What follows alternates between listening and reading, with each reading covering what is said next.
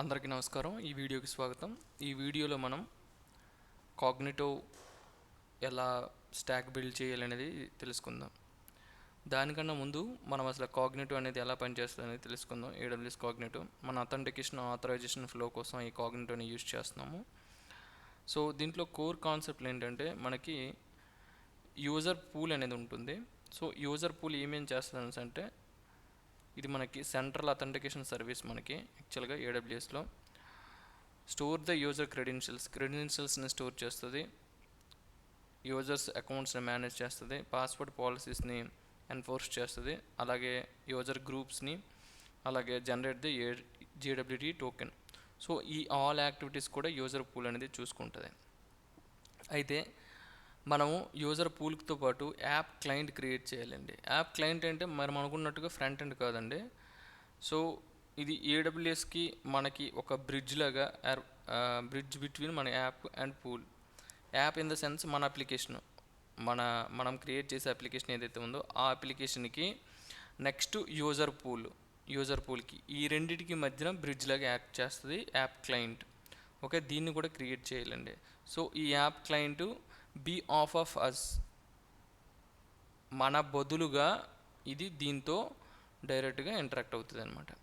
Okay, ఇప్పుడు మన physical entity user కదా, ఆ యూజర్కి బదులుగా యాప్ క్లయింట్ అనేది ఈ యూజర్ పూల్తో ఇంటరాక్ట్ అయ్యి మనకు కావాల్సినవన్నీ చేస్తుంది అనమాట. User app uses to login, okay, అలాగే enable the auth flows, manage the token validity, okay, email based login. Okay, as of now మనం ఈమెయిల్ బేస్డ్ లాగిన్ అనేది ఇస్తున్నాం. ఓకేనా. సో యూజర్ గ్రూప్స్కి వచ్చేటప్పటికి మనకేంటంటే రెండు రకాల యూజర్ గ్రూప్స్ మనం అనుకున్నాం. ఒకటి అడ్మిన్ గ్రూప్, రెండోది యూజర్ గ్రూపు. ప్రెసిడెన్స్ ఇక్కడ చూడండి, ప్రెసిడెన్స్ ఇది 1, ఇది 2. అంటే ఒక యూజర్ అనేవాడు లెట్ సపోజ్ అడ్మిన్లోనే ఉన్నాడు, యూజర్లోనే ఉన్నాడు, రెండిట్లోనే ఉన్నాడు అనుకోండి. అప్పుడు ప్రెసిడెన్స్ 1 అతన్ని మనం అడ్మిన్ కింద కన్సిడర్ చేస్తాం అనమాట. ఈ ప్రెసిడెన్స్ 1 అంటే ప్రెసిడెన్స్ ఏది చిన్న నెంబర్ ఉంటే అది దీన్ని కన్సిడర్ చేస్తాం అనమాట. సో ఇక్కడ ఫుల్ సిస్టమ్ యాక్సెస్ ఉంటుంది, ఇది లిమిటెడ్ యాక్సెస్ అనేది ఉంటుంది, మనకు తెలుసు. యాక్సెస్ కంట్రోల్ మనం వచ్చేసప్పటికి మనకి ఫస్ట్ టోకెన్ వెరిఫై చేస్తాం, తర్వాత గ్రూప్ని వెరిఫై చేస్తాం. అతను ఉన్న గ్రూప్ని బట్టి మనం ఆథరైజేషన్ అనేది ఇస్తాం. టోకెన్ అనేది ఎవరికైనా ఉండాలి, అది అథెంటికేషను. ఓకేనా, తర్వాత ఆథరైజేషన్. ఇదివరకే మనం అథెంటికేషన్ ఆథరైజేషన్ గురించి మాట్లాడుకున్నాం, దాని గురించి మీకు ముందే తెలుసు. సో ఇదండి మనకి కాగ్నిటోలో మెయిన్ ఫ్లోస్ గురించి. ఓకేనా, ఇది మొత్తం మీకు ఇస్తాను, మీరు దీన్ని చదవచ్చు. ఓకేనా, సో మనమైతే స్టాక్ బిల్డ్ చేయడం కోసం వెళ్ళిపోదాం డైరెక్ట్గా. చూడండి, సిమిలర్గా మనకి S3కి డైనమోడిబికి ఎలాగైతే ప్యాకేజెస్ ఉన్నాయో సపరేట్గా, అలాగే మనకి కాగ్నిటో కూడా సపరేట్ ప్యాకేజ్ అనేది ఉంటుంది. సో ఈ ప్యాకేజ్ నేను కాపీ చేస్తున్నాను. చూడండి, మన బిల్డ్ స్టాక్ ఏదైతే ఉందో అక్కడ మనం పేస్ట్ చేసుకుందాం. నెక్స్ట్ వచ్చి మనకి user pool and user app రెండు క్రియేట్ చేయాల్సి ఉంటుందండి. User pool and user pool client. User pool client in the sense మనం అనుకున్నాం కదా యాప్ క్లయింట్ అనేది మనకు కావాలి అని, అదే అనమాట. సో మనకి యూజర్ పూల్ క్రియేట్ చేద్దాం.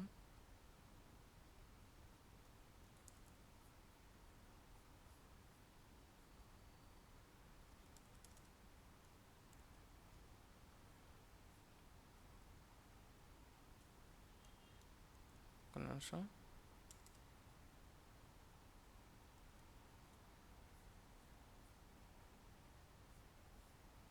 డైనమోడిబి S3. సో నేను ఇక్కడ యూజర్ పూల్ని అయితే నేను కాపీ పేస్ట్ చేశాను. ఓకేనా, మనం ఏం చేద్దామంటే సో ఫస్ట్ నేను ఎక్స్ప్లెయిన్ చేస్తాను, తర్వాత కాపీ పేస్ట్ చేసి మీకు చూపిస్తాను. సో యూజర్ పూల్లో మనం తీసుకున్నట్లయితే మనకి దీని తరగా ఆప్షన్స్ చూద్దాం. ఓకే, ఫస్ట్ అయితే పూల్ నేమ్ కావాలి మనకి. పూల్ నేమ్ ఏంటంటే మనకి AWS కన్సోల్లో డిస్ప్లే చేయడానికి పనికి వస్తుంది కాబట్టి పూల్ నేమ్ అనేది పెట్టుకున్నాం. తర్వాత చూడండి, ఇక్కడ self sign up enabled is equal to false ఇచ్చాం. ఇది ఎందుకు ఫాల్స్ ఇచ్చామంటే యూజర్ కెనాట్ రిజిస్టర్ హిమ్సెల్ఫ్. ఓకేనా, యూజర్ అనేవాడు తనంతట తానుగా రిజిస్టర్ అవ్వలేడు. Okay, so admins can only register the users అనమాట. ఇప్పుడు మనం ట్రూ ఇచ్చామనుకో యూజర్ కూడా సొంతగా రిజిస్టర్ అవ్వగలుగుతాడు. ప్రస్తుతానికి మనం ఫాల్స్ ఇచ్చాం, యూజర్ తనగా రిజిస్టర్ అవ్వకూడదు. సో ఇప్పుడు కూడాను ఈ అప్లికేషన్ క్రియేట్ చేసినప్పటికి కూడాను యూజర్స్ ఎప్పుడు కూడాను తమంత తానుగా రిజిస్టర్ అయ్యేలాగా ఉండవన్నమాట. మ్యాక్సిమం అప్లికేషన్స్ అలానే ఉంచుతారు. ఎందుకు అలా ఉంచుతారు అనేసి అంటే ఫినాన్షియల్ అప్లికేషన్స్ కానీ ఇలాంటి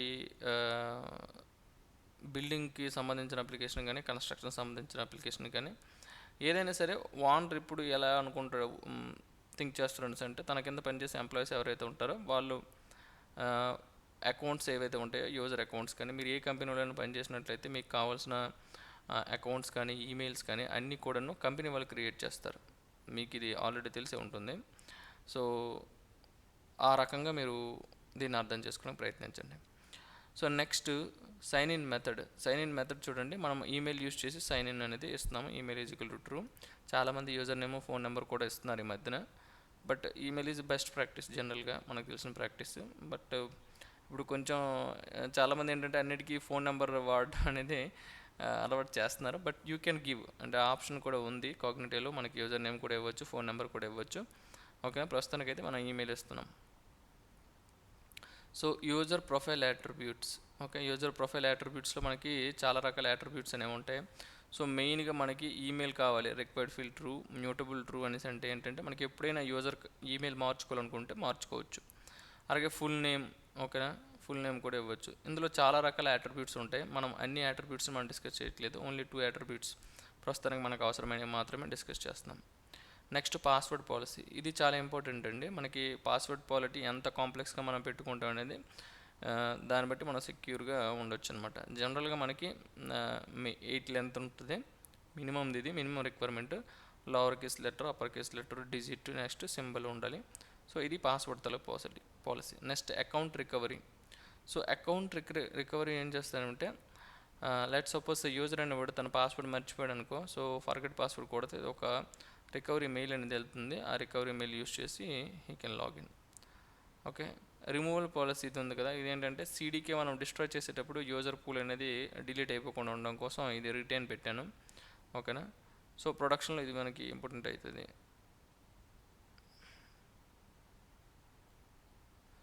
సో మనకి ఏంటంటే డిలీట్ చేసేస్తే మంచిదని చెప్తున్నాడు. But I don't suggest to delete this one. That's నేను రిటర్న్ అనేది ఇచ్చాను మీకు.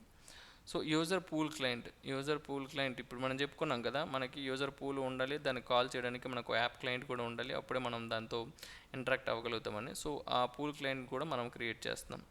సో ఈ యూజర్ పూల్ క్లయింట్లో చూడండి, ఇక్కడ మనం డైరెక్ట్గా ఈ పూల్ క్లయింట్ అనేది ఏ పూల్కి కనెక్షన్ అయ్యి ఉంది అని తెలియడం కోసం ఫస్ట్ మనం ఆ యూజర్ పూల్ని ఇక్కడ ఇవ్వాల్సి ఉంటుంది.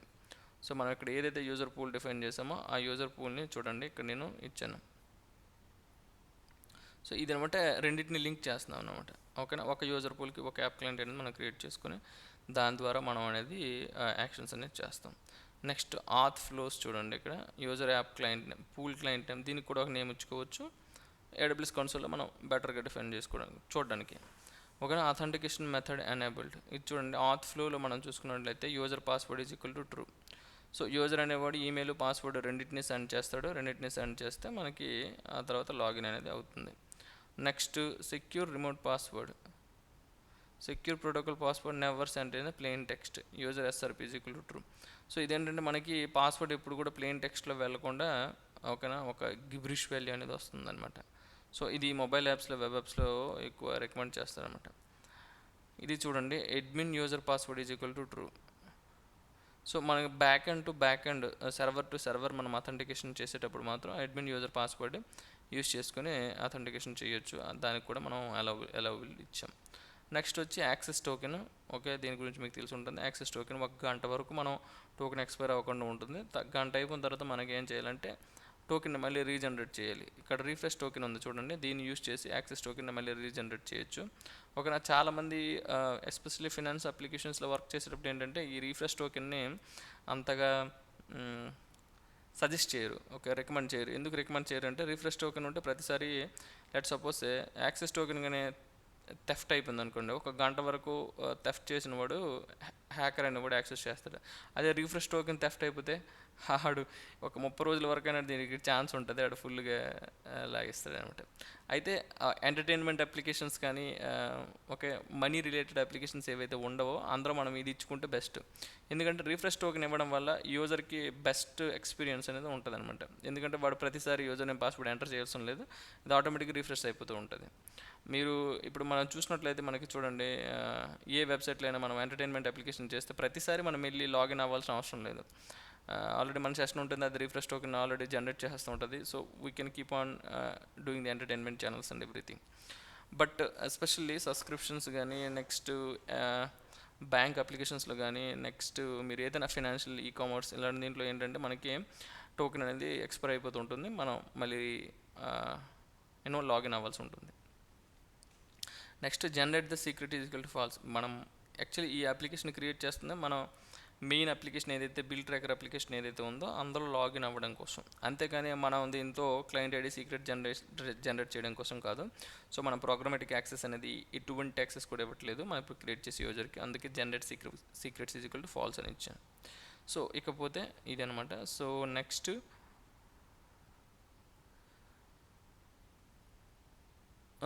ఆథరైజేషన్కి వచ్చినప్పటికి చూడండి, మనం అడ్మిన్ గ్రూప్ని క్రియేట్ చేస్తున్నాం. ఓకేనా, పూల్ ఐడి తీసుకున్నాను, ఇది గ్రూప్ నేమ్, డిస్క్రిప్షన్ ఇచ్చుకున్నాను, అలాగే ప్రెసిడెన్స్ కూడా మనం ఇచ్చుకున్నాం. అలాగే యూజర్ గ్రూప్ని క్రియేట్ చేస్తున్నాం. ఓకే, ఇక్కడ కూడా యూజర్ పూల్ ఐడి ఇచ్చుకున్నాం, గ్రూప్ నేమ్ యూజర్ అని ఇచ్చుకున్నాం, description precedence is equal to 2 అని ఇచ్చుకున్నాం. సో ఇది మన తలకి స్టాక్. ఓకే, స్టాక్ క్రియేట్ అయిన తర్వాత అయ్యిందా లేదా అని మనం చూసుకోవడానికి జస్ట్ ప్రింట్ చేసి చూసుకుంటాం అనమాట ఇది. సో ఐ థింక్ ఎక్స్ప్లెనేషన్ కొంచెం స్పీడ్గా ఇచ్చాను, డోంట్ వరీ. బట్ ప్రతిదీ కూడా నేను రాశాను. ఓకే, సో మీరు ఒకసారి గో త్రీ అవ్వచ్చు.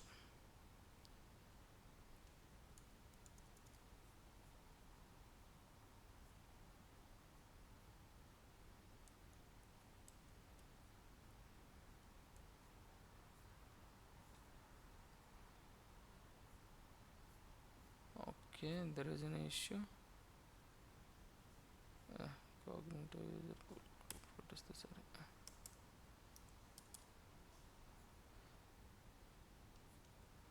ఓకే, సో మనం ఇక్కడ స్టాక్ని మనం పెట్టుకున్నాం.